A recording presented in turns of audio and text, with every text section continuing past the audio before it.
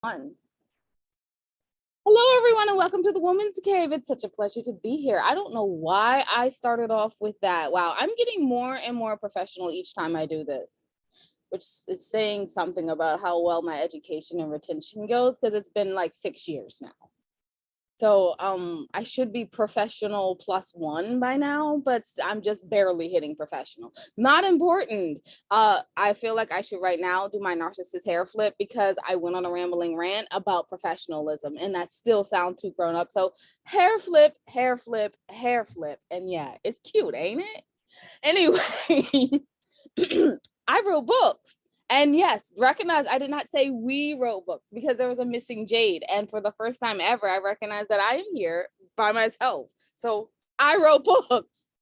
And they are, and I thought divorce was bad, and I thought being grown up was easy. If only I were me, a memoir and verse, foreign coffee, Widow's Web, and Widow's Debt. Wow, that was a little backwards today. But anyway, there are 6 of them, and you can get those wherever audiobooks are found.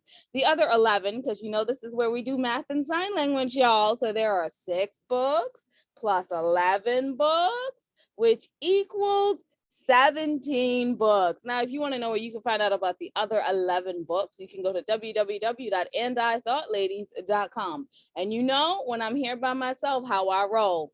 Gotta do it again, like a car salesman. So it's www.andithoughladies.com. But you're not here to hear about me. You're here to hear about our wonderful guests. Wonderful guests, would you like to introduce yourself? Hi, my name is Anish Chandy. I run a literary and film agency called Labyrinth. We are based out of Delhi, India. We represent authors from all over the world across all storytelling media. Right. Thank you so much. I just love how quickly and precise you did that. I'm going to learn that one day. Oh my goodness. So in my research of looking at other like publishers and literary agents, everyone kept saying new. This is like new to India. And I was very confused because I feel like this culture wrote like half a civilization. So why is it say new? Oh, I think the idea of literary agencies are newish. I would say it's like a 10-year-old phenomena. Before that, it was mostly just authors and publishers direct. But as the market has expanded, agencies have sprung up. So is it like a weird culture thing, or there was just no need for them? There was no, I think the market was just too small because like the big publishers set up shop in India, I would say about 30 years ago. So relatively recent, you know. Okay. Then as authors, the numbers started going up and contracts started becoming like a real thing. Agents sprung up and agencies were founded. So I have to ask, because you did mention the big people came here about 30 years ago, which is so weird. I swear. I'm sorry, I'm going to stop being stuck on this, but I feel like there's like the birth of gynecology was over there. There's the birth of like beliefs, and like there's so much history that came from this sector of the world, and it was all written down. So why would we not be there earlier?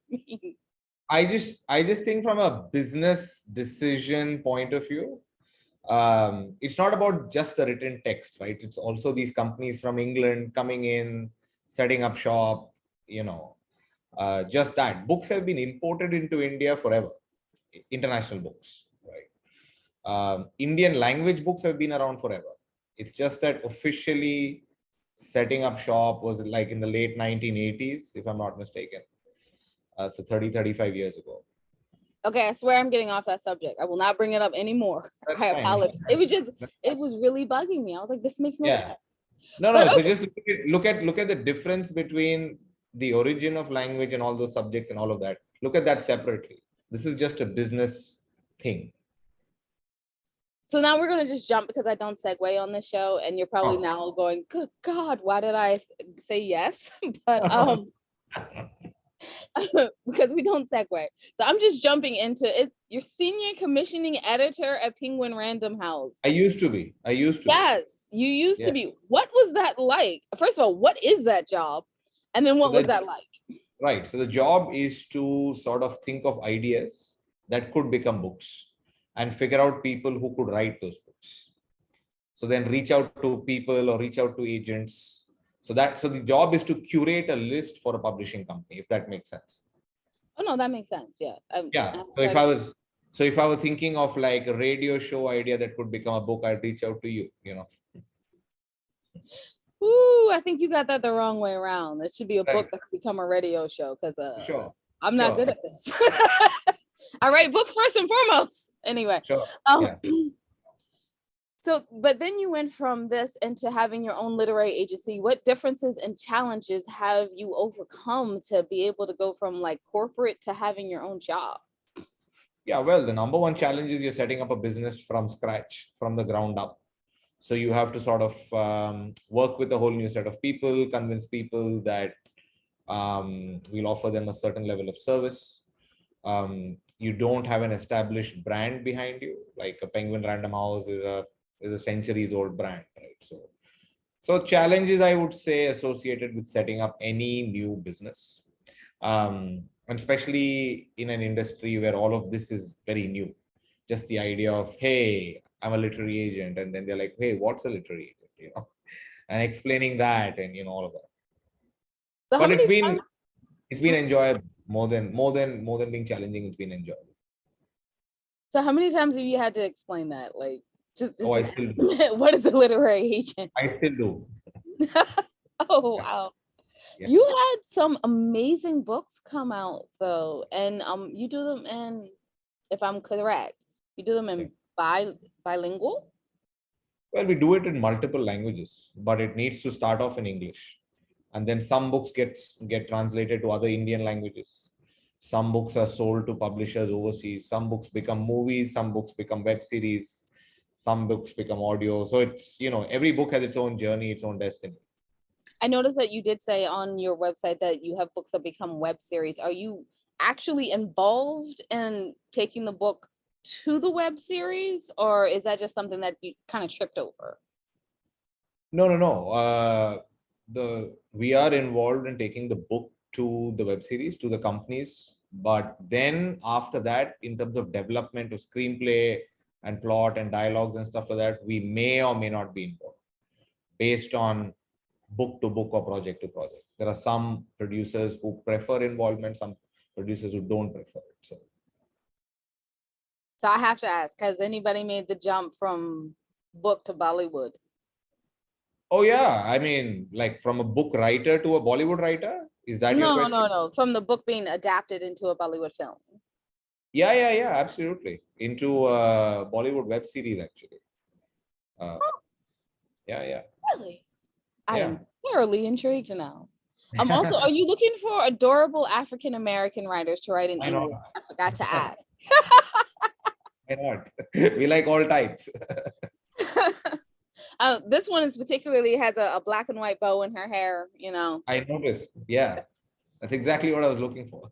Thank you. I knew someone out there was looking to represent me. Yeah. I'm so joking. No, we write poetry. So yeah, no one represents poetry, Right. which does bring me to my next question. Oh my God, that's a segue. What? I don't know if it counts if I did it myself, but what do you represent? Well, we represent everything except poetry, kids' books, and short stories. Yeah, no one represents poetry ever. Yeah. Because you got to get more people reading poetry. They just don't, and they're not paying for it. Exactly. Yeah. Oh, when I get done this, I'll have to tell you how we did ours. But anyway, so we're full-time poets, by the way. Oh, congratulations. Yeah, right? Everybody goes, how does that work? And I'm like, yeah, how does it work? We got a lot of people to buy poetry books. Wow. So you were a Frankfurt Fellow. That's correct. 2017. Yeah. What is a Frankfurt Fellow? Did you actually have to go to Germany? Yeah. So Frankfurt's the world's largest book buying and selling rights market, as you know. And they have this thing called the Frankfurt Book Fair, which happens in October every year. And so they sponsor about 15 budding, bright publishers all over the world every year, from 15 different countries. I think it's like 12 to 15, I don't know. And so, yeah, I was part of that program in 2017. I was the Indian rep that year. There was an American publisher as well, some guy from New York, and people from all over the world, from Europe and South America and China and things like that. So just fantastic. Everyone kind of talks about their businesses, their industries, what's working, what's not working, what's hot, what's cold. It's a big gossip fest. It's great fun. I have to admit, so the first time that because I'm thinking Frankfurt, okay, I know it's one of the biggest book places in the world, and this is where business really gets done. And I was like, oh, that's nice. And then we did this interview with this big literary agent, and then this the Washington Post book reviewer who gets to go every year. And then they just started talking about the gossip that they had heard there. And I was like, I feel like this is where you would go if you want to gossip on authors and publishers, like the real dirt. That's exactly right. I did not recognize that. I was like, this is supposed to be business, not gossip. No, but in our universe, gossip and business is the same thing because it's stories, right? Oh, that's true. Yeah. I'm so writing a book about Have You Heard? It's just about gossip. All the gossip and their effects. Okay, so now we have to jump from Germany to Australia. How did you become a publisher program for the Australia Council of the Arts? First of all, how did you even know them? Because I've been trying to get to know them for a good minute now. But now right. Yeah. So the Australian Council of the Art, they've identified India as one of the markets that they want to sort of have closer ties with. So they come in here every year with bright publishers from Australia. Every winter, like December, January around that time, to kind of meet the Indian publishers. And then they have a reciprocal kind of a system where it's kind of similar to the Frankfurt program, actually, where they will get publishers from all over the world, they sponsor it. And I was the Indian rep that year again. So again, it's similar but smaller compared to Frankfurt. It's more intimate, I would say, because Australia being so far away and disconnected to the rest of the world, it feels like you're really, really far away. So how much of the knowledge and experience that you gained at Random House and at Juggernaut Books assisted you with building quite a successful Labyrinth Books literary agency? Oh, everything, because it teaches you how to construct a book, how to sell a book, the networks, the mentorship, the colleagues, it's everything. Yeah, for sure. If I didn't have that experience, I wouldn't be able to build this company. What exactly do you look for when you're looking at the marketability of a book? Because I hear it a lot from American literary agents, but I would love to know what the other side of the world is looking for. I think I probably look for something similar to what Americans look for, or any literary agent looks for. Is there a significant market for the book? Is the author marketable? Does the author have a profile, whether it's a social media profile or a general media profile? Are people interested in this subject at this point in time? Will this book be relevant 10 years from now? Do I personally like the subject? Sometimes even that comes in. So there's a certain amount of discretionary, I would say, choice that's made, but mostly relevance, I would say, in a current market. Okay. I have never heard anyone say, will this book be relevant 10 years from now? Yeah. It's always been, is it hot or is it not? Right. But look, if it's hot right now, and if it's not hot a year later, then you're not going to make royalties, right? And we make money off the advance and the royalties that the authors make. So I'd love to receive royalty checks 10 years later, 5 years later. That's amazing. Yeah. I'm going to remind people. Sending out emails now like, Kelly, think about relevant 10 years down the road. Yeah. So what I think I was trying to ask before was, what is hot now in your market? In my market, non-fiction's hot. I would say self-help, business books, big ideas, popular science, history, all of that stuff is hard. Yeah, fiction's not as hot right now, but that could change. Who knows? And poetry is not hot, in case you're asking. Poetry's never hot. Yeah. It's never hot. It's just like, no. Yeah. Oh my goodness. Like, so I'm gonna talk a little bit about myself, and y'all know this is how this goes. I got published at 10, and it was a poem. And then I found out poets don't make money. I immediately started writing fiction at 11. I was like, this is not for me. So poetry is never hot, ever. Yeah. Okay, so who's published? Who are your publishers? My publishers? Oh no, I'm self-published. Okay. Yeah. I got published at 10 by a magazine called Highlights here, which is really hard to do when you're a child. And then I started publishing myself, obviously. Like I started my publishing company at 19 and then published myself the rest of it. Because poetry is not hot. No one is gonna pick up poetry. Yeah.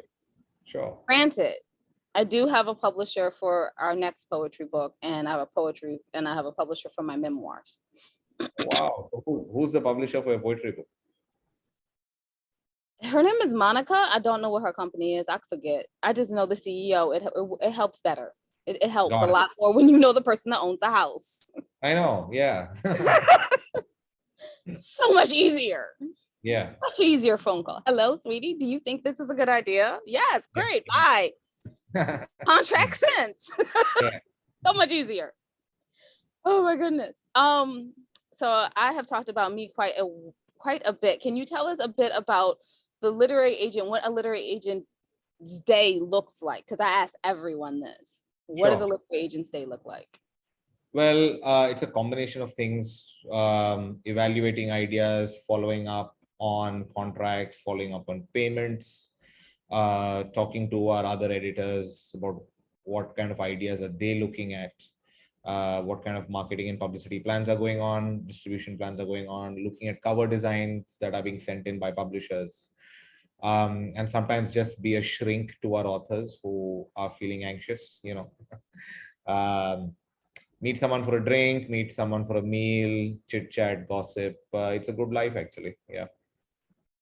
Is it easier than the job at Random House? Don't answer that question. No, it's just different. I mean, it's not easy or hard. It's just different. You're running your own show that has its own challenges, its own perks. Otherwise, it's a little more predictable when you're working elsewhere. That's all. Coming to the last question of the entire interview, where can people find out more information about Labyrinth Books Literary Agency? I am saying that right? No, it's called Labyrinth Literary Agency. Labyrinth. Sorry. Yeah, so they just need to go to our website, labyrinthagency.com, or find me on LinkedIn, or find us on Twitter. As simple as that. Labyrinthagency.com. Labyrinthagency.com. Like you just taught me. The car salesman. Exactly. I like that it was next to the last question. Are you looking for American writers or English writers from outside of India right now, or are you just focusing on India? I apologize for that. Sorry. No, that's fine. I'm potentially open to signing on writers from anywhere in the world, as long as those ideas are going to be relevant in India. So if someone's writing, let's say, a big book on finance or popular science or history, it could come from anywhere. Okay. Yeah. Thank you so much for being here with us today. I want to let my audience know that I was a full 17 minutes late for this because my computer decided it hated me today. And he stood in there and actually let me do this interview. So thank you for being there. It's Davanya, right? Sorry? Davanya? I'm trying to remember. In Hindi, is it Davanya? Thank you is Davanya? Dhanyavad. Dhanyavad. Yeah. Dhanyavad. Currently learning Hindi. I'm currently learning Hindi, and so I'm missing out a lot. Right. I think the best I can say is I'm from America right now. How do you say that? I think I got it right. Me say chai America. Hey. No. No, wrong. It's wrong, You know isn't it? It's so wrong. Yeah. It's not May. Is it May? Oh God, it's so wrong. I am. May means I. It's May what? If you say may means I. Yes. Okay, so So I know how to say I am fine. May tuk song. may, no, even that's kind of off. Ah, May tik song? Yeah, that's close to it. Yeah. Woo! I'm getting there Yeah. by one sentence at a time. One word at a time. Yeah. This language is so much harder than French or Greek. Maybe. Yeah. No, it is. It's harder. Okay, Japanese, Korean, and Chinese, they're all harder than this, but like this has been rough. Anyway. Yeah. I should wrap it up for me over here. I'm Wilnona, one of the End I Thought ladies, and you can find out everything that your ladies are doing at www.endithoughtLadies.com. And remember that wisdom is all around you if you're open to finding it and accepting it. So peace and love, you guys, from Wilnona and the Missing Jades. Oh yeah, thanks for. Oh, I missed a part. Going back, you can find out everything that you ladies are www.endithoughtLadies.com, and in the middle of the page you can support the charities that we proudly support. They need a little assistance as well because this is hard times for everyone. We thank you in advance for that. Now, thank you for listening.